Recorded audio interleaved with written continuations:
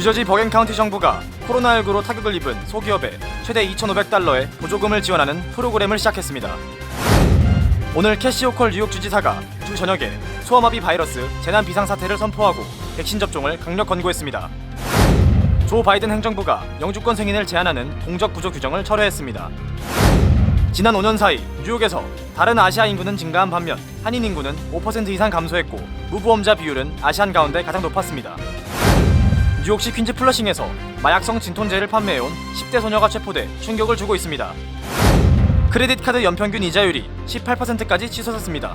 전문가들은 앞으로 더 오를 것으로 전망했습니다. 플로리다주의 한 고속도로에서 거대한 악어를 범퍼에 묶고 달리는 차량이 포착돼 화제가 되고 있습니다.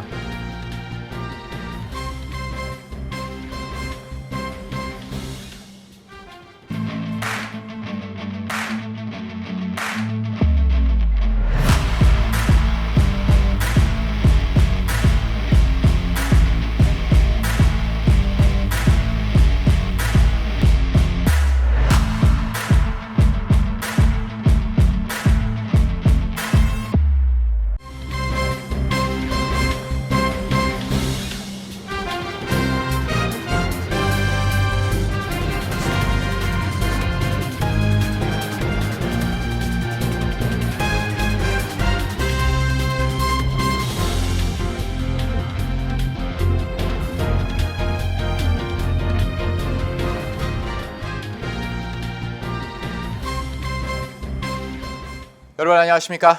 KBTV 뉴스9 이창원입니다.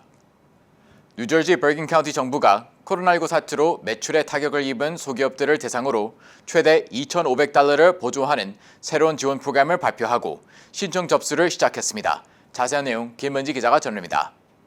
지난 7일 뉴저지주 버겐 카운티 정부가 미국 구조법의 일환으로 지급된 연방 자금을 활용해 카운티에 소재한 소기업을 대상으로 보조금을 지급하는 새로운 그랜트 프로그램 신청 접수를 시작했습니다. 카운티 정부에 따르면 2022년 1분기 기준 풀타임 직원이 5명 미만인 버겐 카운티 소재 기업 가운데 2019년에서 2020년 사이 코로나19 사태로 인한 매출 손실이나 운영 일시 중단, 폐업 등의 피해를 겪은 경우 최대 2,500달러가 지원됩니다. 이번 지원금은 최대 1,000개 업체에 지급되며 기금이 소진될 때까지 선착순으로 접수하지만 신청 개시 후 첫 3주 동안은 여성기업, 소수민족 기업, 재향군인 소유기업과 2020년 버겐 카운티 정부가 실시한 중소기업 지원 프로그램에서 혜택을 받지 못한 기업의 신청자에게 우선권이 주어집니다. 3주가 지난 다음에도 기금이 남을 경우 이전에 혜택을 받았던 업체들에게도 기회가 주어집니다. 단, 부동산 지주 사업체인 경우 세금이 체납된 사업체의 경우에는 수혜 대상에서 제외됐습니다. 신청 접수는 카운티 정부 웹사이트에서 할 수 있으며 이번 프로그램에 관한 질문은 카운티 이메일로 문의할 수 있습니다. 짐 테데스코 버겐 카운티장은 중소기업은 우리 경제와 지역사회의 핵심이라며 이들이 계속 번창할 수 있도록 돕는 것만큼 버겐 카운티가 할 수 있는 최고의 투자는 없다고 전했습니다. KBTV 뉴스 김은지입니다. 오늘 캐티 호쿠 뉴욕 주지사가 주 저녁에 소아마비 바이러스 재난 비상사태를 선포했습니다. 현재 뉴욕주에서 뉴욕시와 4개의 카운티 하수에서 소아마비 바이러스가 검출된 상태입니다. 김은지 기자가 전합니다. 오늘 오후 1시 30분경 캐시 호컬 뉴욕주지사는 소아마비 바이러스 관련 주 재난 비상사태를 선포했습니다. 이번 행정명령에 따라 응급요원, 약사 등 의료 제공자가 소아마비 백신을 투여할 수 있게 되며 보건당국은 소아마비 예방접종 데이터를 추적하고 보험이 시급한 지역에는 지원과 자원이 투입됩니다. 지난 7월 뉴욕주 라클랜드 카운티의 한 주민에게서 소아마비 양성 사례가 확인된 이후 보건당국은 주저녁 폐수 및 하수 검사를 시작했습니다. 이후 보건부는 오늘 현재까지 라클랜드 카운티를 비롯해 오렌지 카운티, 설리반 카운티, 나소 카운티, 그리고 뉴욕시 지역에서 수집된 폐수 샘플에서 소아마비 바이러스가 검출됐음을 확인했다고 밝혔습니다. 보건 전문가들은 지역사회 감염이 시작됐다고 경고했습니다. 메리 바셋 뉴욕주 보건국장은 소아마비 바이러스 감염이 한 건씩 확인될 때마다 수백 명이 더 발견될 수 있다고 우려했습니다. 연방질병통제예방센터 CDC에 따르면 전염성이 매우 강한 이 바이러스는 사람에서 사람으로 전파되며 척수를 감염시켜 팔과 다리에 영구적인 마비를 일으킬 수 있습니다. 특히 인후통, 발열, 피로, 복통 등의 독감 유사 증상부터 중증으로 이어질 가능성과 사망을 초래할 수도 있는 무서운 질병입니다. 증상이 나타나기까지 최대 30일이 소요될 수 있으며 이 기간 동안에도 전염이 가능합니다. 현재까지 알려진 소아마비의 치료제는 없습니다. 백신을 접종하는 것이 유일한 예방책인 셈입니다. 오늘 캐시 호컬 뉴욕주지사의 비상사태 선포 행보 또한 이를 고려한 조치로 소아마비 백신 접종을 더욱 강화시킬 방침입니다. 주 보건당국은 바이러스가 검출된 지역의 주민들과 이 지역으로 출퇴근 또는 등하교를 하는 주민들은 감염 위험성이 높다고 경고하며 백신 접종을 강력 권고했습니다. KBTV 뉴스 김은지입니다. 조 바이든 행정부가 영주권 승인을 제한하는 공적 부조 규정을 철회했습니다. 관련 규정을 도널드 트럼프 전임 행정부 이전으로 되돌린 것입니다. 자세한 소식 전상희 기자가 전합니다. 국토안보부는 공정하고 인도적인 공적 부조 규정 최종안을 발표하고 비현금성 공적 부조 수혜자에 대한 영주권 승인을 제한하는 전임 행정부의 정책을 공식 철회했습니다. 이번 최종 규정은 오는 12월 23일 발효됩니다. 앞서 바이든 행정부는 2021년 3월 이 규정의 시행을 중단했었습니다. 공적 부조 정책은 2019년 트럼프 행정부가 저소득층에게 제공하는 현금 지원 프로그램 외에 메디케이드, 푸드 스탬프, 섹션 A 주택 보조, 메디케어 파트 D 등 비현금성 지원 프로그램 수혜를 공적 부조 개념에 포함해 관련 혜택을 12개월 이상 받은 이민자는 영주권 신청 심사 시 기각 사유로 삼을 수 있도록 한 정책입니다. 이후 코로나19 팬데믹 발생 후 뉴욕주 검찰을 포함한 많은 주와 지방정부가 이에 시행 중단을 요구하는 소송을 제기했었습니다. 트럼프 행정부가 추진한 후 잇따라 제기된 공적 부조 규정 부활 관련 소송은 약 3년 만에 마무리됐습니다.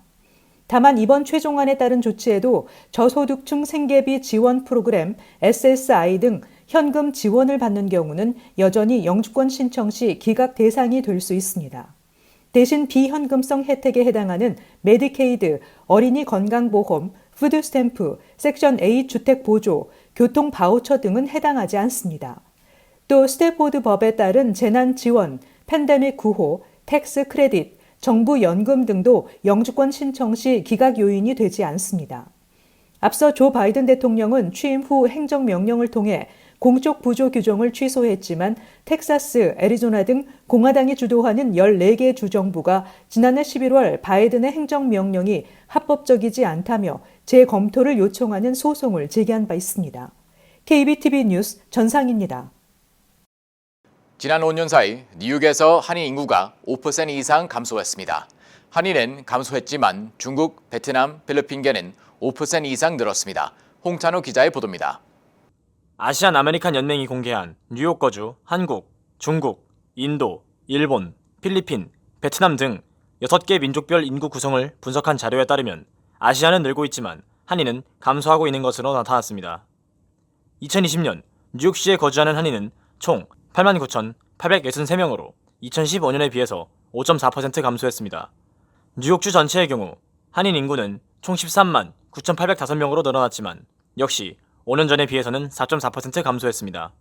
반면 뉴욕시 거주 전체 아시아 인구는 2020년 131만 7,025명으로 5년 전보다 6.8% 증가해 뉴욕시 전체 인구의 15.7%를 차지했습니다. 같은 기간 뉴욕시 전체 인구는 0.6% 감소했습니다. 아시아 내 이 같은 인구 증가는 전체 인종 그룹 중 가장 큰 증가세를 보인 것입니다. 중국, 베트남, 필리핀계가 5% 이상 늘었습니다. 가장 많은 한인들이 거주하는 퀸즈의 경우 한인의 비율 역시 5년 전과 비교할 때 3.1%포인트 감소했습니다. 브루클린과 맨하튼은 각각 3.4%와 0.5%로 거주 한인이 증가했습니다. 2015년 이후 5년 사이에 건강보험에 가입하지 않은 한인 수가 61.5% 감소했지만 2020년 9.7%에 해당하는 8,682명이 무보험자인 것으로 나타났습니다. 이는 오바마 케어 시행으로 무보험자 수가 크게 감소한 가운데 한인의 무보험자 비율이 아시안 가운데 가장 높은 것입니다. 또 다른 한인의 특징으로 대학 이상의 학위를 갖고 있는 한인이 전체의 60%를 차지하고 있지만 영어 사용이 제한적인 한인이 전체의 절반에 가까운 44.2%로 나타나 전체 뉴욕 평균의 2배 수준이었습니다. KBTV 뉴스 홍찬호입니다. 퀸즈 플러싱에서 마약성 진통제 펜트널을 판매해온 10대가 불법 마약 공급 및 판매, 불법 무기 소지 혐의 등으로 기소됐습니다. 검찰은 마약 판매와 공급자에 대한 단속과 처벌을 강화할 것이라고 밝혔습니다. 박진호 기자의 보도입니다. 멜린다 캐치 퀸즈 검사장은 플러싱에 거주하는 19세 저스틴 에체버리는 잭슨 하이츠와 이스트 엘름허스트 다운타운 플러싱 일대에서 지난 5개월간 퍼코셋과 옥시코돈 등의 마약을 판매해왔으며 처방 의약품인 마약성 진통제 펜타닐 성분으로 드러났다고 밝혔습니다. 또 저스틴의 가택을 수색한 결과 4개의 불법 총기류도 함께 발견됐다고 전했습니다. 캐치 검사장은 퀸즈 지역에 지난 1년간 206건의 마약 과다 복용 사망 사례가 있었는데 이들 중 대부분이 펜타닐 과다 복용이었다고 전하면서 퀸즈 지역의 마약 과다 복용 및 중독 사례가 급증하고 있는 만큼 마약 판매와 공급자에 대한 단속과 처벌을 강화할 것이라고 밝혔습니다. 뉴욕시경 퀸즈 강력범죄수사국과 퀸즈 경제범죄국은 저스틴의 체포를 위해 구매자로 위장해 잠복 근무를 해왔습니다. 잠복 경찰들은 저스틴으로부터 옥시코돈과 퍼코셋을 구매했으며 해당 약물들은 성분 시험 결과 펜타닐을 각각 함유하고 있었습니다. 퀸즈 검찰 측은 저스틴 에체버리의 유죄가 확정되면 무기 혐의 소지 및 불법 마약 제조 및 고래 등 15개 혐의로 최소 20년형에 처해질 수 있다고 밝혔습니다. 피고인 저스틴은 현재 구금 상태로 오는 10월 12일 법정에 다시 출두합니다. 한편 지난해 미국인 약 10만 8천 명이 약물 과다 복용으로 목숨을 잃은 것으로 조사됐는데 이는 5분마다 약 1명의 미국인이 약물 과다 복용으로 사망하고 있는 셈입니다. 전문가들은 팬데믹과 마약성 진통제, 펜타닐의 불법 유통 증가를 약물 과다 복용 사망이 늘어나는 주요 요인으로 꼽고 있습니다. KBTV 뉴스 크레딧카드 연평균 이자율이 18%까지 치솟아 1996년 이후 가장 높은 것으로 나타났습니다. 전문가들은 앞으로 이자율이 더 오를 전망이라고 밝혔습니다. 보도의 전상 기자입니다. 뱅크레이트가 발표한 자료에 따르면 최근 크레딧카드 평균 연 이자율이 17.96%였는데 이는 지난해와 비교해 1.70%포인트 이상 상승한 것입니다. 크레딧카드 이자율 인상은 지난 3월부터 연방준비제도가 물가 상승 억제를 목표로 금리 인상에 박차를 가한 결과입니다.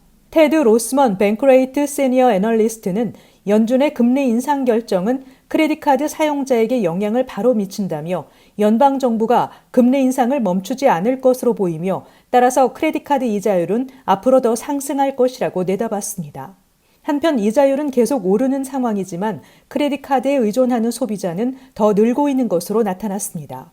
마스터카드사는 최근 어닝콜에서 지난 2분기 동안 소비자 크레딧카드 사용이 1분기보다 25%나 상승했다고 밝혔습니다.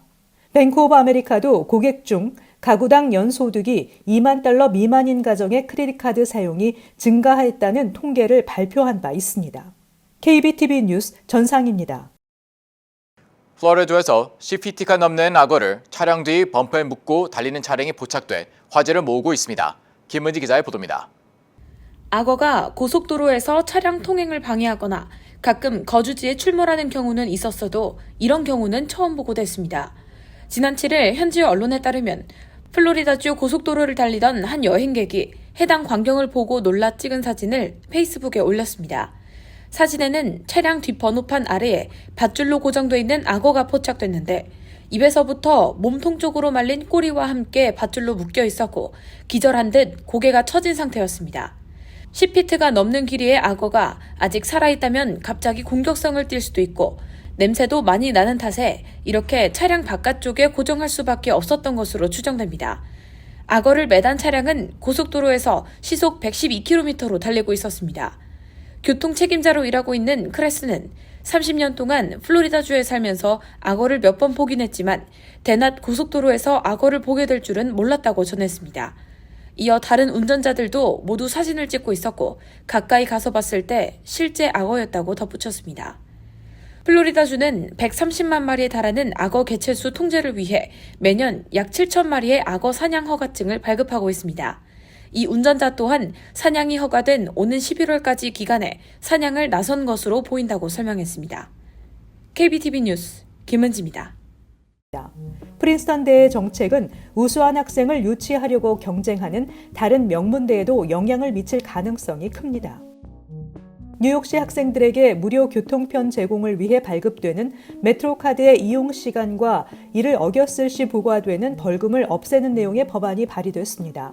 현재 학교에서 제공하고 있는 학생용 메트로카드의 이용 시간은 오전 5시 30분부터 오후 8시 30분까지로 매일 3번까지 전철과 모든 시내버스를 무료로 이용할 수 있습니다. 다만 공휴일이나 눈 오는 날과 같이 학교가 쉬는 날 학생용 메트로카드를 사용하면 벌금을 물게 됩니다. 상정된 법안에 따르면 학생용 메트로카드의 이용 시간을 오전 5시부터 오후 10시까지로 확대하고 학교 수업이 없는 날도 벌금 없이 이용할 수 있게 했습니다. 이번 법안은 맨하탄 74지역구의 청소년위원회가 초안을 작성한 것으로 알려졌습니다. 국무부가 발표한 10월 비자 블러틴에 따르면 가족 이민 전순위의 비자 발급 우선 일자, 접수 가능 우선 일자 모두 단 하루도 이동하지 못했습니다. 이 A 순위만 비자 발급 우선 일자, 접수 가능 우선 일자 모두 오픈 상태를 유지했습니다. 취업 이민의 경우 지난 6월 영주권 문호에서 3년이나 후퇴한 후 수개월 동안 동결됐던 취업 이민 3순위 비숙련 비자 발급 우선 일자는 2020년 6월 1일로 1년 정도 진전했습니다.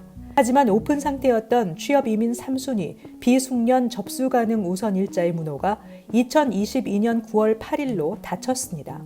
나머지 취업 전 순위는 오픈 상태를 유지했습니다. 넷플릭스 드라마 오징어 게임으로 세계적 배우 대열에 오른 이정재가 스타워즈 시리즈 어콜라이트 주인공에 캐스팅됐다고 헐리우드 연예 매체들이 보도했습니다. 보도에 따르면 이정재는 조만간 디즈니 플러스가 제작에 들어가는 이번 작품에 출연해 흑인 배우 조디 터너 스미스, 아만들라 스탠버그와 함께 주연을 맡게 됩니다. 어콜라이트는 2019년 넷플릭스의 러시아 인형처럼을 공동 제작한 레슬리 허들랜드 감독이 작가와 총괄 프로듀서 등도 맡게 됩니다. UPI 통신은 이정재로서는 스타워즈 캐스팅이 헐리우드 진출에 새로운 이정표가 되는 계기가 될 것이라고 평가했습니다. 잠시 후 커뮤니티 브리핑을 전해드립니다.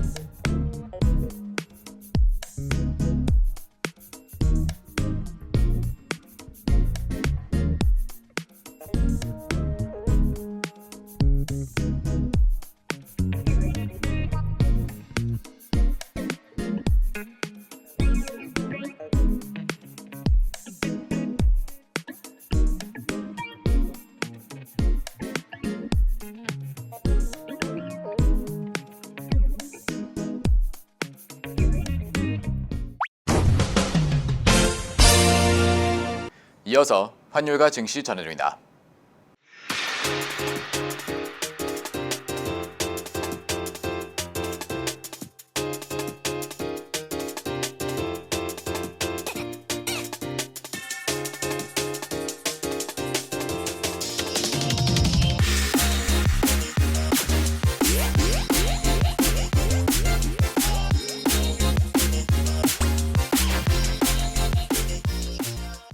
잠시 후 뉴욕과 뉴저지 날씨 전해드립니다.